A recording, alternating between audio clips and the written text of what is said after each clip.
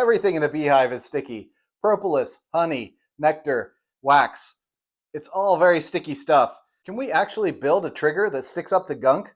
Let's take a look. Here's the problem in a nutshell. So you can already see that this material is collecting propolis and wax on it. And this has happened because I used it over a season. Over time, it just built up on this material. But beyond that, you can see there's a gap. My newer models are more ergonomic, but they still have that gap. So let's take a delicious example and take some honeycomb and smear it as if we were working with this over time and got it gunked up. And repeatedly, with this kind of thing happening, we are going to end up with failure. George, one of the founders of Keeper's Hive, had brought this problem up to me as a potential issue. And thank you very much, George. I really appreciate it, buddy. The problem is that there's a space here between the trigger and the housing, and gunk can get in between there and make the trigger stick. And all of a sudden, the electric smoker stops working or continually runs. That would be even worse. This is something that we wouldn't find out until much later. I want to tackle this now and get any kind of design defects out of the way. So I went to the internet and I found these buttons that are called membrane buttons. They're designed with a membrane on top, and it keeps water out, it keeps gunk out,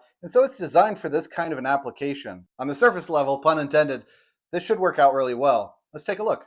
This is going to sound childish, but even faster than 3D printing, I have found that using styrofoam as the first thing to test things out with is one of the fastest way to be able to rapidly prototype something. It's the fastest way by far. You can find out within minutes if this kind of a thing is going to work. Here's an example of one that I built. It looks a little stupid, granted, but it gives me a feel for how this handle is going to feel in my hand with the actual trigger in place. And that way I don't have to 3D print an entire housing in order to test this out. I can find out within minutes if this is going to actually work. As I stated earlier, the membrane button does actually keep the gunk out, but as a trigger, it feels very underwhelming. It's hard to tell that I'm actually pressing it. This isn't going to work with a gloved hand. It just doesn't feel right. The ergonomics are wrong. The tactile feedback is bad. It's not going to work. I also tried a mushroom head button, which is made for arcade machines. And I love arcade machines. I grew up with them. As a child of the 80s, nothing is better than a candy apple red arcade button. Absolutely nothing. So let's put this in the styrofoam and take a look. It feels good. Even if I put a gloved hand on, I think that this would work really well. It has a nice tactile feedback to it. The problem I see is I think if wax got in between here, underneath of the actual mushroom head, it would end up sticking just like the others would. Speaking of candy apple red buttons, I found this ignition switch for tractors and boats, and it's to start them and stop them. It's definitely waterproof, probably gunk-proof as well. When it came in the mail, I found that it was very difficult to push down, probably made for truly an ignition switch that you have to intentionally push down. Makes sense for a boat or a tractor, but not for this application of a trigger. Beyond that, it was very clunky. So I ended up just returning it to Amazon. I even looked at this drill that has a hydraulic trigger on it. It looks a bit over-engineered, almost like it's from a steampunk novel. I considered it, but you have to kind of hyperextend your finger around that trigger. It's not going to work. So here we are. I can't seem to find anything on the internet that's either completely gunk-proof or that has that right feel to it. Feels like we're out of options, but let's get innovative. So this is going to sound weird. I was at my friend's house.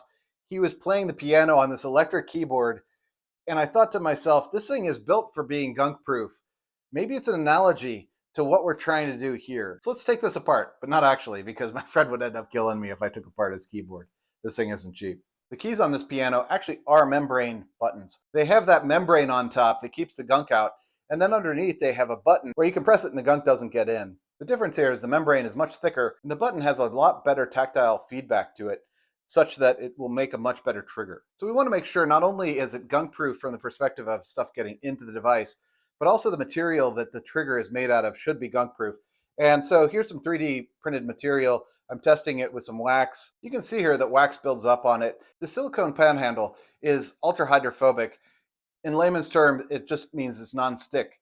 So when I use something like wax or propolis on it, it's not going to stick the same way that it does to the 3D plastics. And so this is the type of material that I want to use. Because of this, I built a mold and poured silicone into it. I can create a few of them at a time and test them out. And so I took this membrane and then this switch and put them together so that when you press on it, no gunk can get into this. So here's the sectional that I built. You may have seen it in the last video that I did. It ends up touching here on the finger, not the actual part of the index finger that you want it to touch. I ended up making it 5 millimeters bigger on either side, and then also lengthening it to another 10 millimeters down and giving it a nicer curved feel. So you can see the difference in these two triggers And it makes a world of difference when you're touching it, because now the finger actually hits the right spot. So I really like the feel of this. Let's repeat that same example with the cross-sectional and see what we find.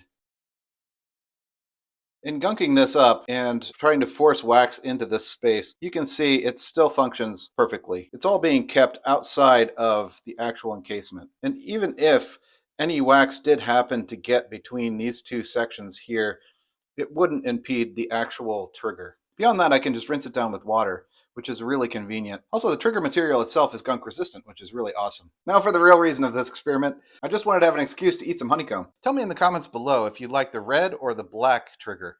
I'm very curious to see what people say. The red is fun, and the black, it gives a more consistent coloring to the entire device. I know a lot of people aren't super interested in the color, but I'd love to hear your feedback. So I sent out a communication survey to all you VIBs, and you told me exactly how you want to be communicated to. Around 40% of you said that you want Facebook groups. Around 40% of you said you wanted Discord. And about 20% of you said you don't want to do social networks at all, you don't trust them, you don't like them, and you just want to email with me, and that's perfectly fine. So today I'm super excited to tell you that we're building a community called the HiveMind. Because it's 40/40, I'm going to build out both a Facebook group and a Discord server, and people can choose whatever they want, or they can go to both. The reason I'm building out this community is I'm so amazed by all the VIBs out there that have been showing me all of the different inventions that they're doing. It really outshines the stuff I'm doing here. And so I want to bring everybody together because I'm getting all this stuff from emails, but I think it'd be really cool to see the interaction that people have. So check out the links in the description below. All you do is go to discord.technicallybeekeeping.com, then click on accept for the rules. After that, you just click the verify emoji. Then you'll be able to see all of the channels, be able to interact with us. The verify emoji is just keeping out bots and bad actors to make sure that we have the best security that we can possibly have. And I want to give a special shout out to Digi, man. Thank you so much for helping out with this. Digi's been instrumental in making sure that this has all been built to a very high standard. For Facebook, go to the description below, click on facebook.technicallybeekeeping.com, and you'll be in. I hope you're enjoying our journey to build the ultimate bee smoker. If you are, check out our videos in our playlist, and also click on the links below, vib.technicallybeekeeping.com, to join our VIB club. I'd love to see you there.